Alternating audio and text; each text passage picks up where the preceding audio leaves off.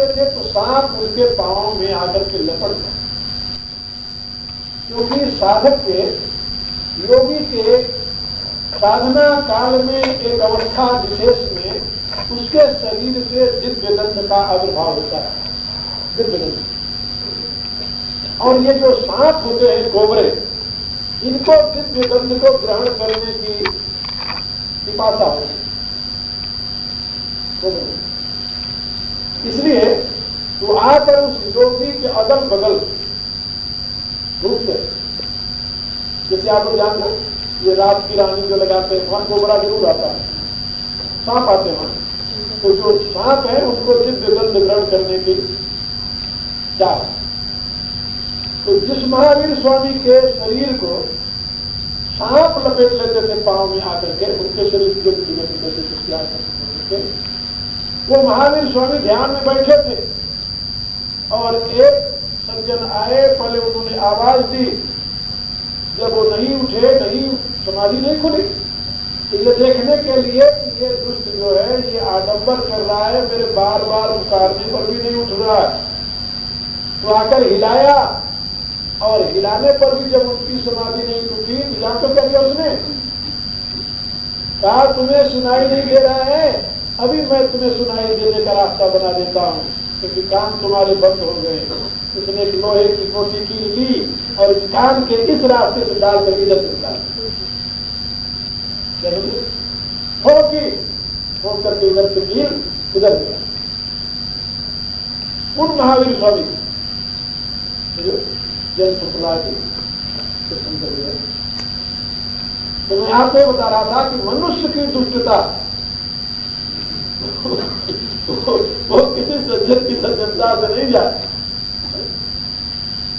नहीं जाती है। हाँ, पशु सेवित बदतर, पशु कहना तो पशु का अपमान है। देखिए एक संत ने लिखा कि आसुरी गुणों से युक्त मनुष्य को पशु कहना पशु का अपमान है, और दैवी गुणों से युक्त मनुष्य को देवता कहना वो मनुष्य का अपमान, मनुष्य का अपमान। मनुष्य को देवता कहना मनुष्य का अपमान है, क्योंकि वो तो देवताओं से बहुत ऊंचे, बहुत ऊंचे। देवता तो उसकी स्तुति करते हैं, देवता तो जहां जाता वहां फूल बरसाते हैं, देवता उसके लिए बधाई बजाते हैं, सेवक का काम करते हैं। तो मानवता से युक्त मनुष्य को देवता कहना उस मनुष्य का अपमान है, और मानवताहीन मनुष्य को पशु कहना पशु का अपमान है। तो पशु से ही बनता है, तो मनुष्य रूपेण मृगाश्चरण। तो पशु के पास तो सींग है, देकर के लोग अलर्ट हो जाते हो, तो बिना सींग पूंछ का पशु है, उसे तो लोग अलर्ट भी नहीं हो पाते, इसलिए सावधान भी नहीं हो पाते। शास्त्रकारों का एक कथन है कि नदी नाम च नखी नाम च सिंही नाम शस्त्रपाणी नाम विश्वासम नहीं कर्तव्य का। जो सिंह वाले हैं, नाखून वाले हैं, जो नदी बह रही है, जो बड़े बड़े नाखून वाले हैं, बाघ आदि, जो सिंह वाले पशु हैं, इनका विश्वास नहीं करना चाहिए। और वो मनुष्य तो बिना सिंह और बिना पूंछ का है, कोई जानवर का आकृति उसको नहीं मिली, इस पर लोग विश्वास कर लेते हो, धोखा खाकर मारे जाते हैं, तो बहुत खतरनाक है। इसलिए शास्त्रकारों ने बताया कि वो तो पशु से भी गया हुआ। तो यहां पर मैं निवेदन कर रहा था कि परमात्मा के कृपा भाजन जो बन गए हैं वही स्वयं शांत हैं और दुनिया को शांति प्रदान करने में सक्षम है। यदि इस विश्व में शांति स्थापना की क्या हो तो मनुष्य के चित्त को पहले शुद्ध बनाना होगा। अशुद्ध चित्त मानव कभी विश्व में शांति की प्रतिष्ठा नहीं करेगा, क्योंकि उसका अहम ही अशांति में मूल हेतु है।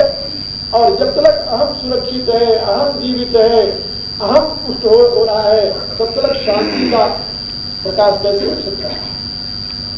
और जहां शांति नहीं है, भगवान ने क्या कहा, अशांतस्य कुतः सुखम। शांति की साधना भगवान ने गीता में बताई, नास्ति बुद्धि अयुक्तस्य न च अयुक्तस्य भावना न च भावयतः शांति अशांत से सुखम। तो दुनिया के मनुष्यों को देखिए क्या मिलेगा आपको, नास्ति बुद्धि अयुक्त। दुनिया के मनुष्यों में अयुक्तता बढ़ती जा रही है। अयुक्तता माने डाइवर्सिटी की भावना दृढ़ होती जा रही है, भिन्नता की भावना दृढ़ होती जा रही है। अपने घर पे भी देखते, पहले अपने यहाँ 7 पुश्त की जनरेशन को एक परिवार करते थे।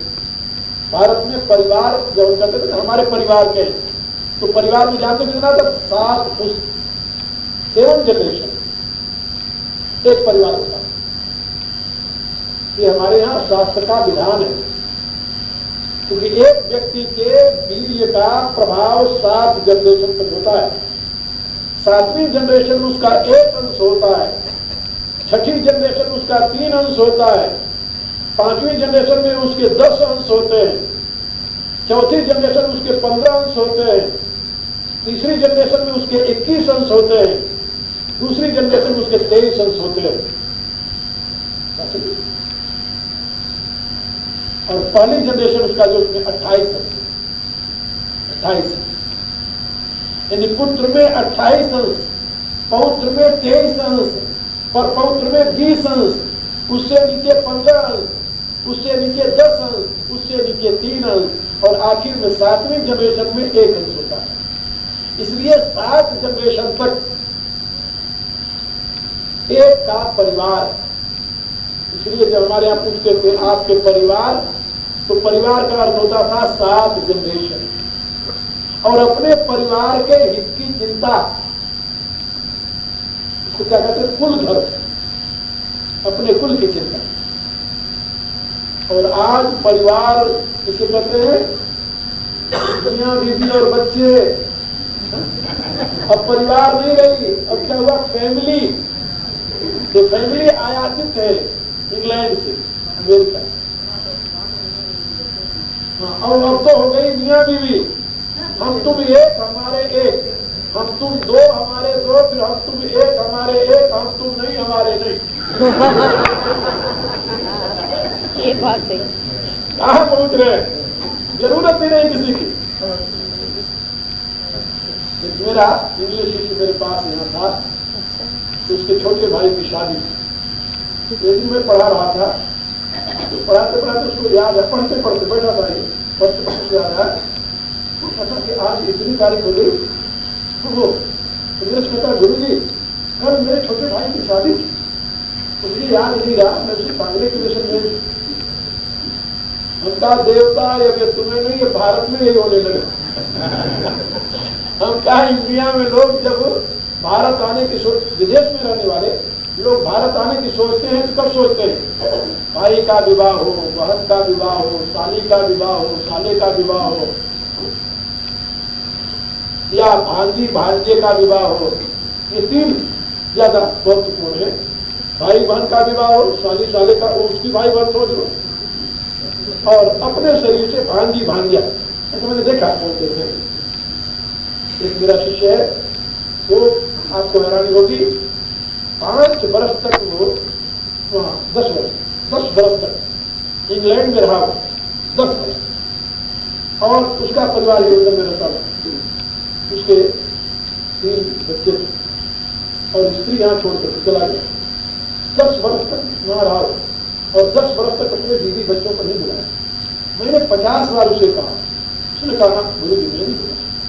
पहले मुझे बताओ नहीं, आखिर क्यों नहीं बुलाता भाई, हमका क्या सेपरेशन हुआ है, कहता ना हमने फिर क्यों नहीं बुलाता। फिर एक दिन बैठा मेरे से कहने लगा कि मैं क्या बताऊँ आपको गुरु जी, अब आप मुझे मजबूर करते हो तो बताना पड़ रहा है। मेरी बहन विवाह होती, उसके 4 बच्चे, चारों लड़के। जब तक उन चारों लड़कियों की मैं शादी नहीं कर लेता, तब तक मैं अपने बीवी बच्चे यहाँ नहीं कर लेता। जब तक मैं इन चारों भांजियों की शादी नहीं कर लूँ, तब तक बीवी बच्चे नहीं, क्योंकि बीवी बच्चे बुलाऊंगा तो उनका खर्च होगा, हमें किराए से मकान लेना पड़ेगा, क्या मकान खरीदना पड़ेगा, हमारा सारा तो वहां जाएगा पैसा, उनका कैसे संभालता। अपने भांजियों की शादी करने के लिए 10 वर्ष अकेला वहां बैठा रहा इंग्लैंड, और जब सारी भांजियों की शादी कर ली, आखिरी भांजी को वही बुलाया और उसी भांजी की शादी करने के लिए उसी के साथ अपने बीवी बच्चे सब बुलाया, सब एक साथ थे। आज भी भारत में ऐसे ऐसे लड़के हैं, ऐसे ऐसे लोग जो अपनी जिंदगी की कमाई अपने भाइयों अपने बहनों के नहीं, अपने भाइयों अपने बहनों के बच्चों के लिए, और वहां के लोग तो कल्पना ही नहीं कर सकते। एक मेरा शिष्य जो मेरे लिए बहुत काम करता था, बहुत काम किया उसने, अंग्रेज था, और हम वहां रहते थे, करीब 60 आदमी हमारे साथ रहते थे। एक दिन उसका बाप, बड़ा खुश हुआ मेरे पिताजी आ गए हैं, उसका बाप आया, और जब बाप जाने लगा तो उसने, अब क्योंकि अब उसको संस्कार पड़ गया था मेरा संस्कार पड़ गया, तो बाप को तो आया तो उसको प्रणाम किया, हर एक चीज का ध्यान रखे, अपनी स्त्री से कहा कि पिताजी का ध्यान रखना, ये सारा होता रहा। बाप जब जाने लगा तो उससे पूछने लगा कि हाउ मच मनी है मेरे पे, तो शर्मिंदा हो गया, तो उसके हाथ जोड़ने लगा, तो उसको ये लगा कहीं गुरु जी ने सुन ले कि बाप पेमेंट कर रहा। देखिए, लेकिन वहां का संस्कार, उस बाप ने अपने 3 दिन रहा मेरे पास, 3 दिन का हिसाब लगा करके इतना इसका पैसा हुआ, इतना इसका हुआ, वो चिट्ठ बनाया, और चिट्ठ बनाकर पूरा हिसाब लिख करके उतना नीचे लिख दिया, कितना तुम्हारा हुआ, ये तुम्हारा पैसा मिलेगा।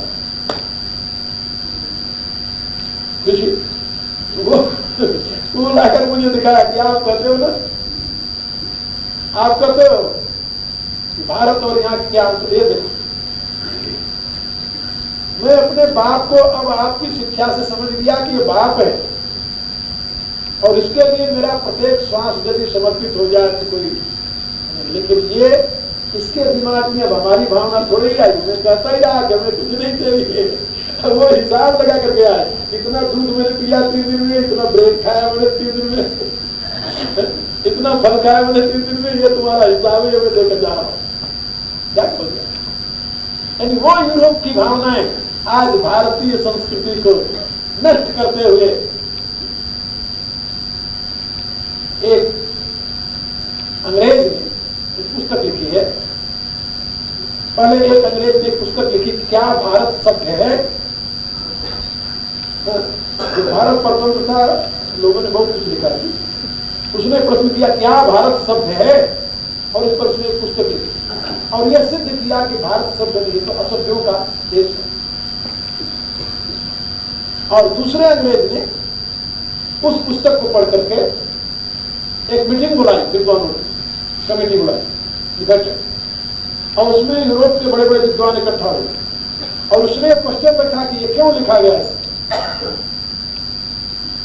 उसमें कुछ भारतीय विद्वान भी थे, तो उन्होंने उसको मशवरा क्या दिया कि जान जो ऐसी बातों पर ज्यादा ध्यान देने से इसको इसका महत्व बढ़ेगा, इसलिए लीवी हम लोग भारतीय, हम किसी क्रिटिसाइज के ऊपर ध्यान नहीं देते। लेकिन उस अंग्रेज ने कहा कि नहीं, इसको यदि हम बर्दाश्त कर लेते हैं तो इसका अभिप्राय होगा कि हम विश्वास कर लेते हैं क्या सही में भारत सभ्य नहीं है। तो उसने एक पुस्तक लिखी, उसका भी शीर्षक वही रखा, क्या भारत सभ्य है। और उसमें उसने लिखा है, उस अंग्रेज की पुस्तक में उसने लिखा है कि भारत की सभ्यता जिस दिन समाप्त हो जाएगी उस दिन दुनिया में रहने काबिल बनाने वाली एक विधा समाप्त हो जाएगी, फिर दुनिया में मनुष्य रहने योग्य नहीं है। उसने ये लिखा कि हमें दुख ये हो रहा है कि भारतीय स्वयं अपनी उस अमूल्य निधि को, उसकी महिमा न जानते हुए उसके समाप्त करने पर तुले हुए हैं। बड़े दुख के साथ लिखा है, बड़ी पेनफुल पुस्तक है। और आज वही हम कर रहे हैं। उसने लिखा, अंग्रेज ने लिखा कि भारतीय संस्कृति पर इसमें 3 तरफ से आक्रमण हो रहा है, 3 तरफ से। एक तो कम्युनिस्ट देश आक्रमण, कम्युनिस्ट विचारधारा आक्रमण कर रही है, उसने लिखा है।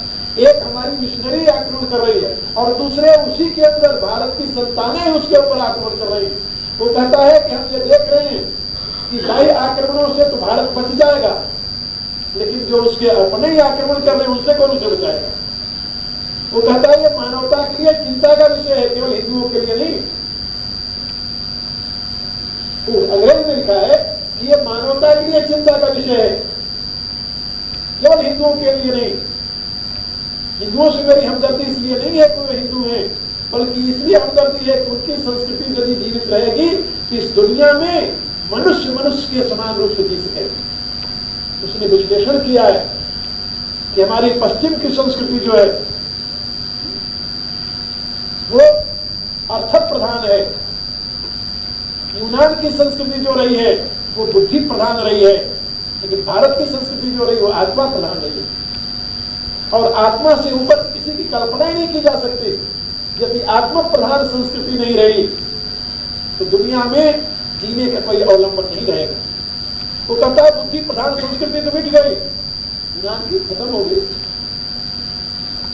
कहता बुद्धि प्रधान संस्कृति मिट गई, अर्थ प्रधान संस्कृतियां हजारों मिट गई। उसने रोम संस्कृति को मिटा है, ये हजारों अर्थ प्रधान संस्कृतियां मिट गई और ये भी मिट जाएगी।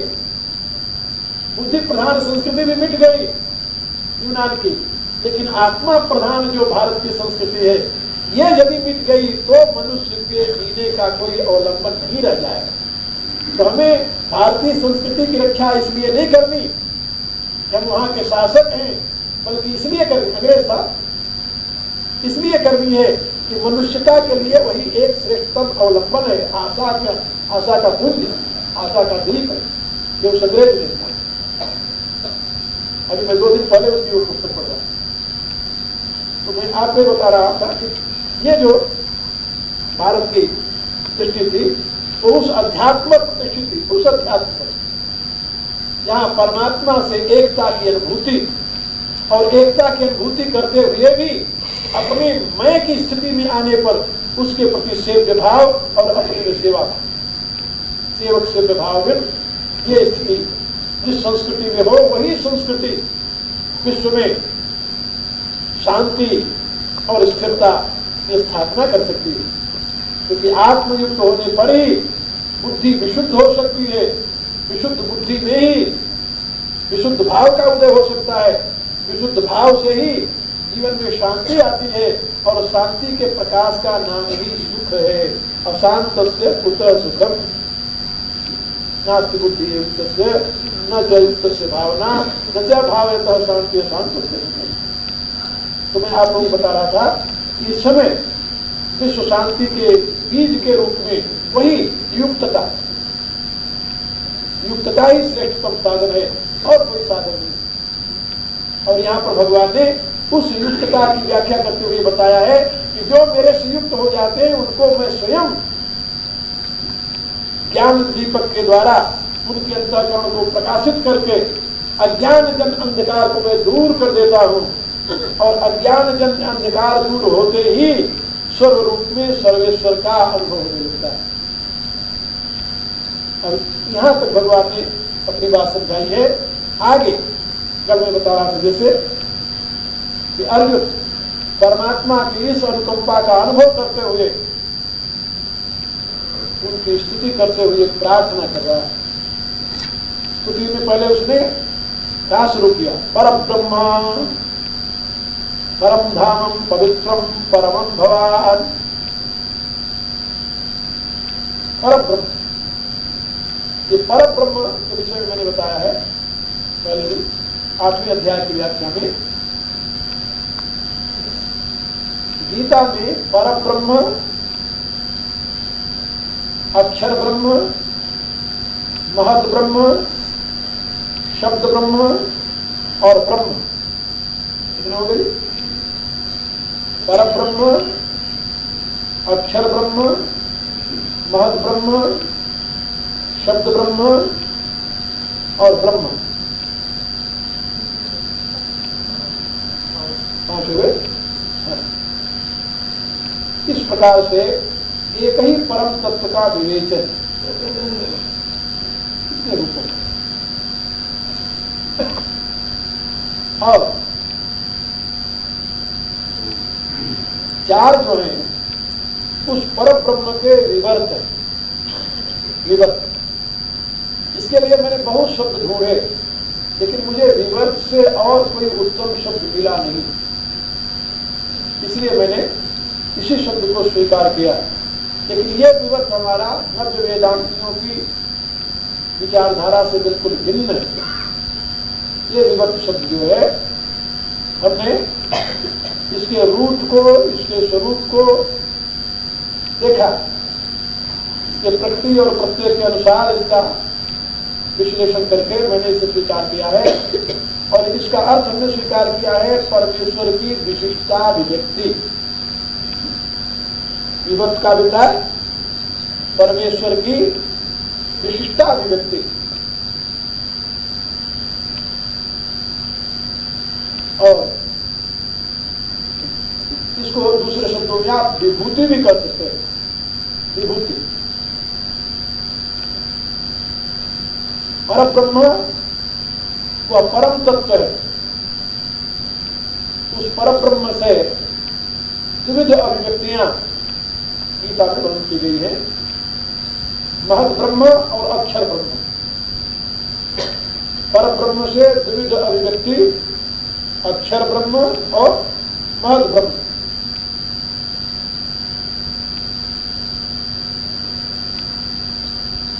और फिर इन दोनों के योग से ये संसार का, जगत का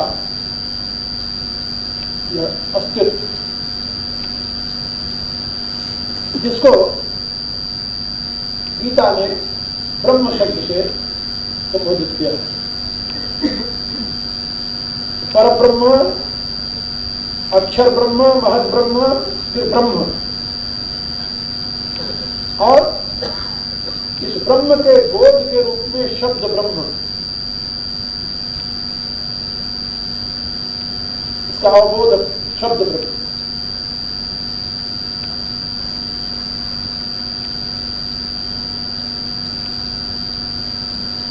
अक्षर ब्रह्म और महद ब्रह्म, इनके लिए गीता ने दो शब्द प्रयोग किए हैं, सत और असत। सत माने अक्षर ब्रह्म, असत माने महद ब्रह्म। परब्रह्म परमात्मा ये बताता है कि सतत सत्याम अर्जुन, सत और असत दोनों रूपों में मैं ही हूं, दोनों उसकी अभिव्यक्ति है। और परब्रह्म के विषय में क्या कहा गया?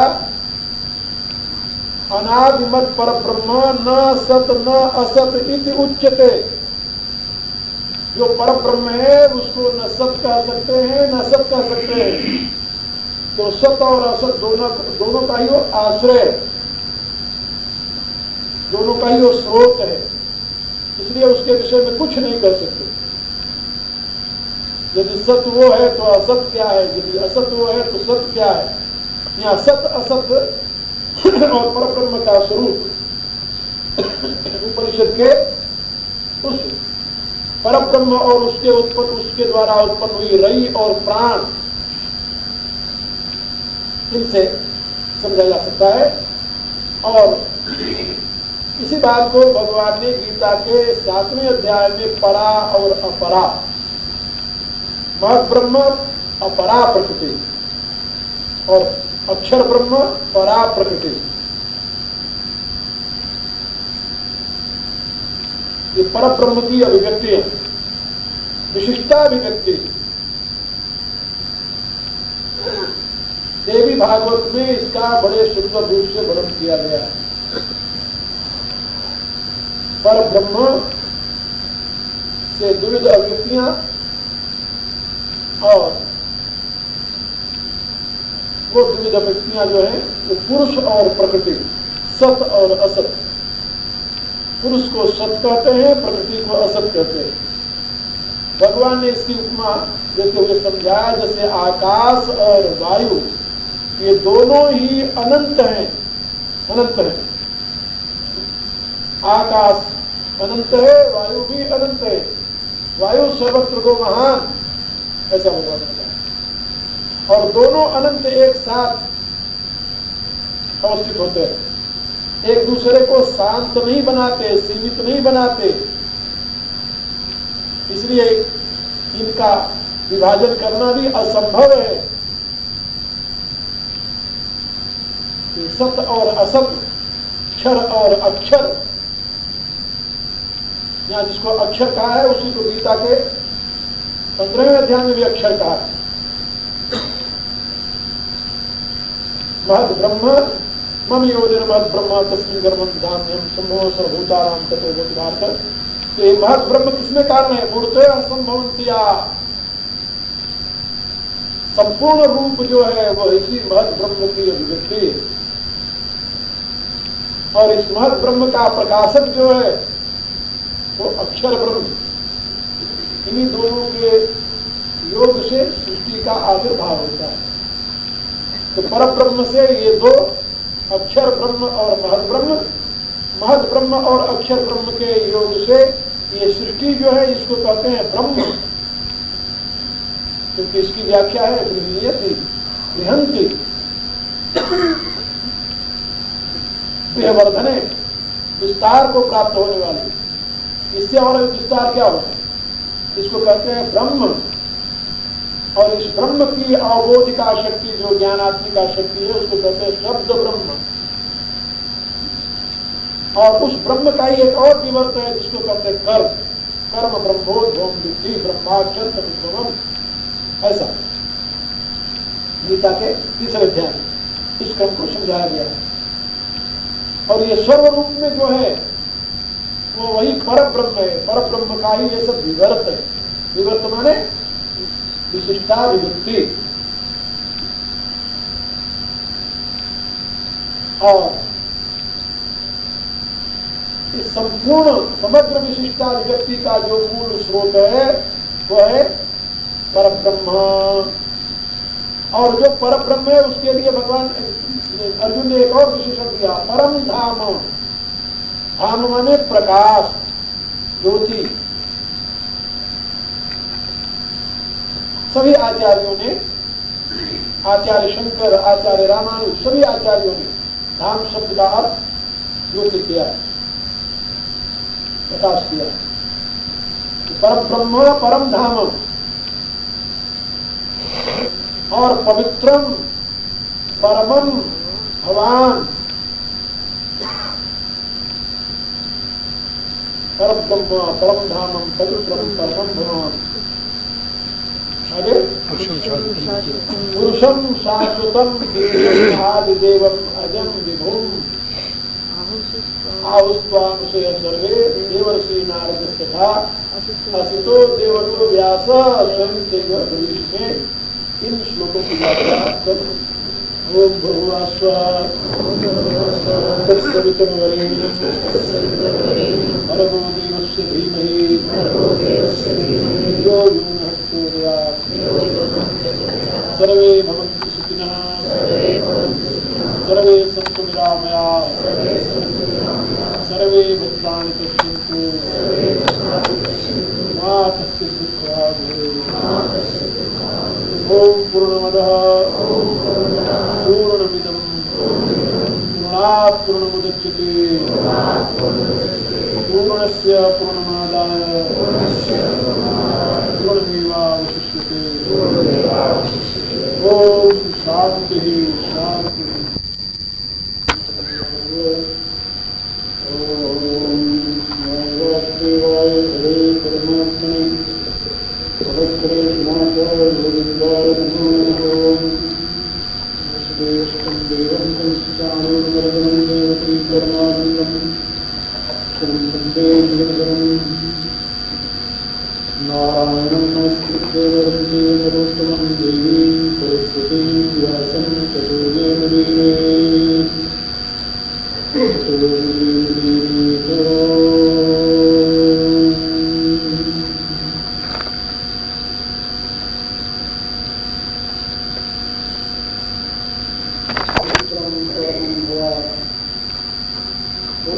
शाश्वतं दिव्यं आदिदेवं अजं विभुम्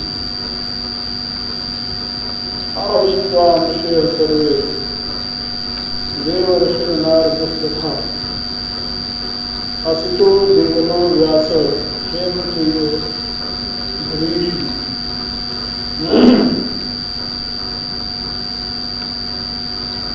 इससे पूर्व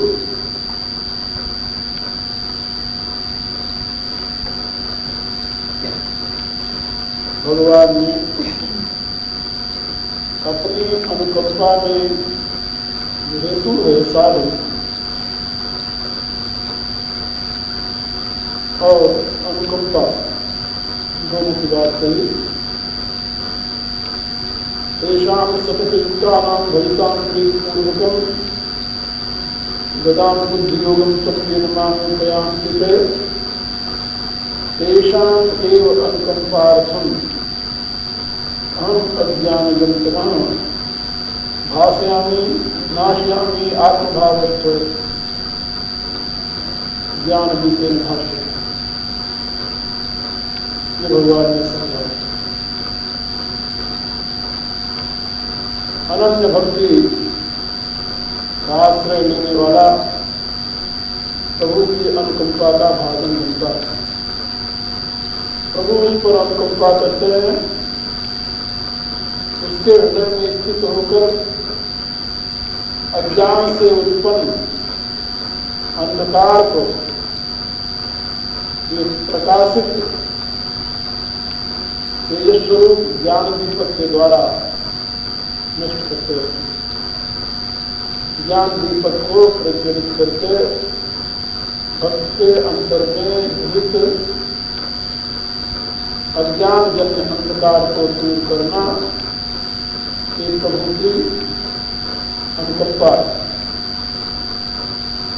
और ये अनन्य भक्त के हृदय में निश्चित प्रभु ये करते हैं।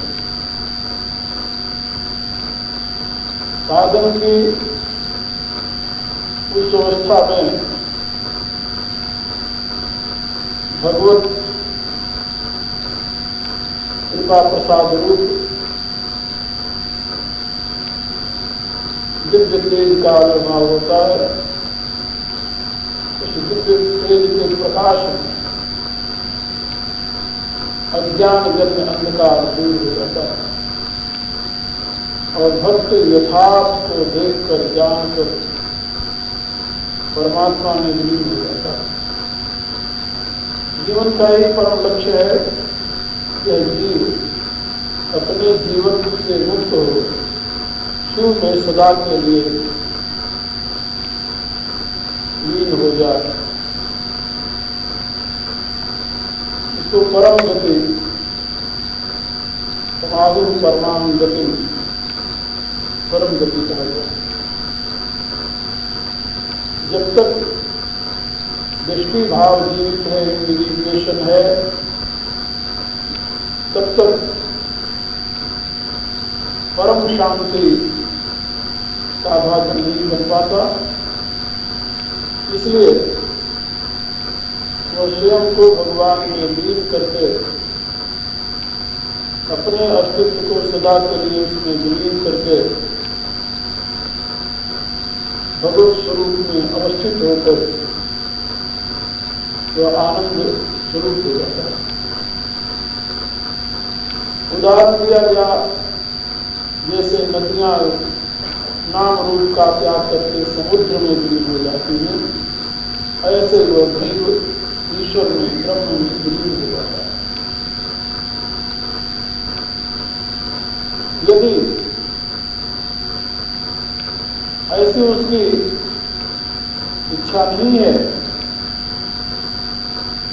तो उसकी इच्छा पर निर्भर है कि ईश्वर में विलीन हो जाए या अलग रहे।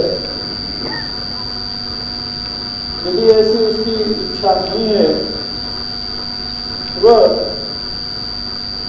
अपने सीमित अस्तित्व को रखता तो है, लेकिन अपने लिए नहीं, प्रभु की अनुरक्ति का अनुभव करने के लिए। काते मुनि है विलीन न भयऊ प्रथम भेद भगत विवर गए। तो प्रभु से प्रार्थना करता है कि भगवान, मैं आपके दास्य भाव से रहते हुए आपके दिव्य प्रेम का स्वागत करना चाहता हूं। ऐसा वरदान ले लेता है।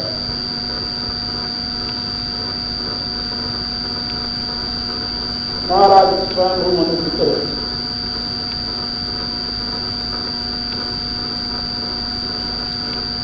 और महाराज शत्रुपा की तरह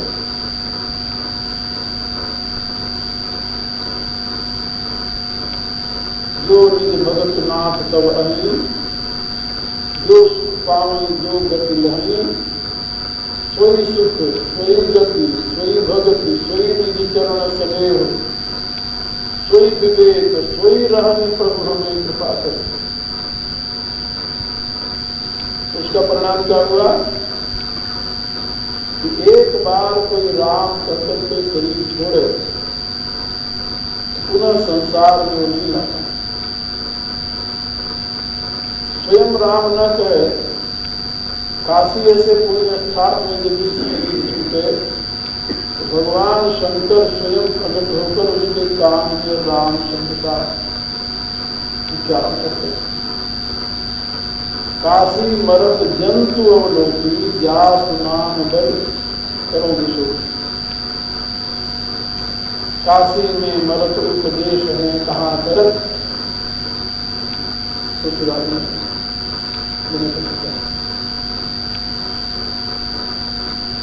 जिस राम का नाम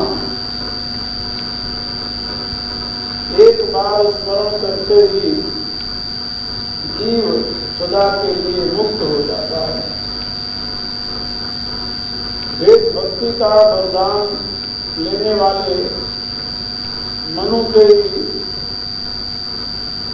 दूसरे रूप महाराज दशरथ एक बार राम नहीं कहा, 6 बार राम का। राम राम आराम कही राम राम कही राम, 6 बार राम राम का। लेकिन 6 बार राम राम कह करके मुक्त नहीं हुए। क्या हुआ? तनु परिहरि रघुबर विरह राव गयो सूरधाम। देवलोक की प्राप्ति की, मुक्ति प्राप्त नहीं की। राव गयो सूरधाम। पार्वती जी को संदेह हो गया कि भगवान जिस राम का नाम उपदेश करके आप काशी में मरते हुए जंतु को भी मुक्त कर देते हैं, उस राम नाम का 6 बार उच्चारण करने पर भी महाराज दशरथ स्वर्ग ले गए। कारण भगवान शंकर ने समाधान करते हुए समझाया, दशरथ भेद भगति मन लावा, ताते उमा मोक्ष नहीं पावा। उनका मन भेद भक्ति में लगा हुआ था, क्योंकि सगुण उपासक मोक्ष न लेही, इनका राम भगत निज देही। जो सगुण उपासक हैं वो मोक्ष नहीं लेते। मोक्ष करते हैं, क्या करना मोक्ष लेकर के? वो तो आदित्य भारती इस तरह कहते हैं कि हम अधूरे रहेंगे।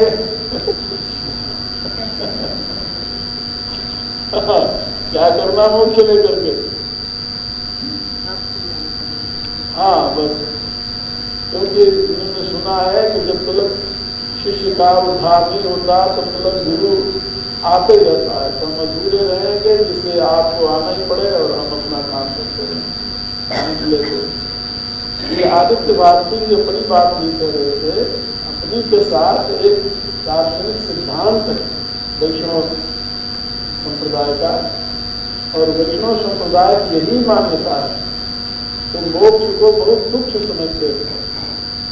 राम भजत सोई मुकुंद गोसाई, अनिच्छित आवत बनियाई, सगुण उपासक मोक्ष न लेही, इनको राम भगत निज देही। और ऐसे जो है वो क्या होते हैं, तो कहे जाते हैं भगवान के नित्य पार्षद। उनके लिए वैष्णवाचार्यों ने संज्ञा दी है, प्रभु के नित्य पार्षद है। नित्य पार्षद माने निज इच्छा प्रभु अवतरण सुरमयी गोविंद लाभ, सगुण उपासक भक्तपन रही मोक्ष सुख क्या। तो जो सगुण उपासक भक्त हैं तो मोक्ष का त्याग करके भगवान के नित्य लीला में सम्मिलित होते हैं। हम सब सेवक अति बड़ भागी, संतत सगुण ब्रह्म अनुरागी। संतत माने हमेशा सदैव निरंतर हम सगुण ब्रह्म में अनुराग करते हैं, निर्गुण ब्रह्म के अनुरागी नहीं। निर्गुण ब्रह्म का अनुरागी हो तो शरीर छूटे तो निर्गुण में मिल जाए। जो सगुण ब्रह्म का अनुरागी है वो शरीर छूटने पर सगुण ब्रह्म में कहाँ मिलेगा? निर्गुण ब्रह्म में तो लय हो जाता है, लेकिन सगुण ब्रह्म में कहाँ लय होगा? एक शरीर दूसरे शरीर में कहाँ लय होगा? तो उसका सानिध्य प्राप्त करके उसी में आनंद की अनुभूति करता रहता है।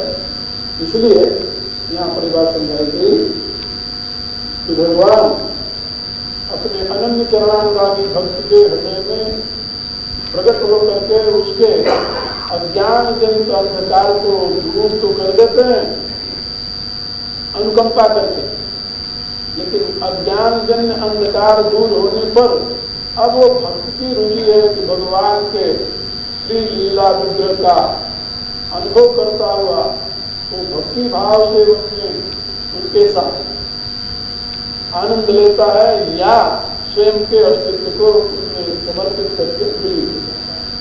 ये उसके ऊपर निर्भर है, क्योंकि भक्त स्वतंत्र होता है, उसे आनंद चाहिए। आनंद तो अलग रह करके भी ले सकता है, लीन होकर के आनंद स्वरूप हो सकता है। अभी उसकी रुचि पर निर्भर है कि उसको कौन सी स्थिति पसंद है। तो तुलसीदास जी ने कहा कि मेरे विचार से तो सगुण उपासक मोक्ष न ले ही। जो सगुण उपासक हैं वो प्रभु में सदा के लिए लीन होने की चाह नहीं रखते, वो अपनी इंडिविजुएशन को, अपनी दृष्टि भाव को अलग रखते हुए प्रभु के आश्रित रखते हुए, अलग मन स्वतंत्र नहीं, अलग रखते हुए भी प्रभु के आश्रित होकर के प्रभु की इच्छा के यंत्र बन करके जीते रहते। उनका अपना कोई चाह, उनकी अपनी कोई चाह नहीं रहती, उनकी अपनी कोई इच्छा नहीं रहती। भगवान ने कहा तुम संसार में जाओ, ये करो, कहते हैं बहुत अच्छी बात। भगवान ने कहा आ जाओ, बहुत अच्छी बात। भेज दिया तो चले गए और बुला लिया तो आ गए, यही उनका काम है। इसके लिए कहते हैं कि वो अब अपनी खुशी उनकी कुछ नहीं रही, वो प्रभु के यंत्र और प्रभु के यंत्र होकर के प्रभु की इच्छा अनुसार अपने कार्य को संपन्न करते। ये सगुण उपासक की स्थिति। और जब वो हो जाए तो कहते हैं चलो भाई, एक संत मोक्ष और इस सगुण उपासना की अनंत भक्ति की व्याख्या कर रहे थे। तो उन्होंने कहा कि भगवान जिसको प्यार करते हैं उसको मोक्ष नहीं देते। कहा मोक्ष किसे देते हैं? कहा मोक्ष किसे देते हैं? कहा मोक्ष उसे देते हैं जो दुनिया में रहने के काबिल नहीं होते।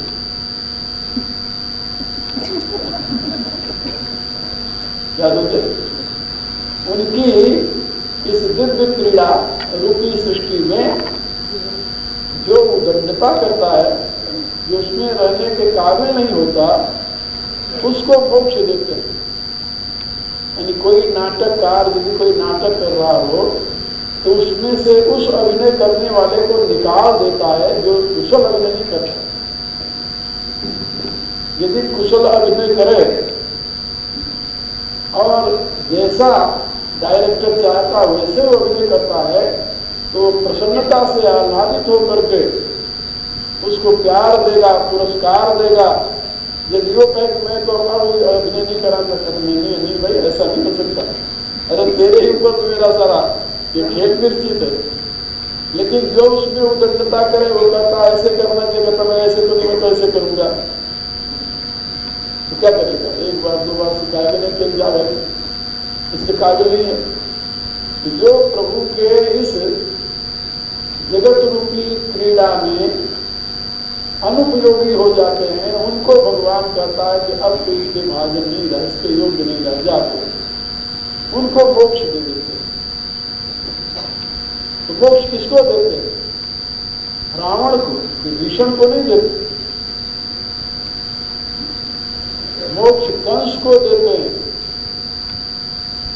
ग्वाल वालों को, गोपियों को नहीं देते। स्त्रियों में मोक्ष पूतना को देते हैं। उदाहरण लीजिए, मोक्ष किसको देते हैं? पूतना को। गोपियों को मोक्ष नहीं देते। जो उनकी क्रीड़ा में, उनकी क्रीड़ा को और दिव्यता प्रदान करता है, उसको मोक्ष क्यों देंगे? मोक्ष तो उसी को देते हैं जो उस क्रीड़ा में प्रभु की रुचि अनुसार, इच्छा अनुसार पाठ अदा नहीं करते। तो वैष्णवाचार्यों ने कहा कि मोक्ष तो भगवान असुरों को देते हैं, मोक्ष के लिए प्रयत्न करने की जरूरत नहीं, वो तो असुरों को भी मिल जाती है।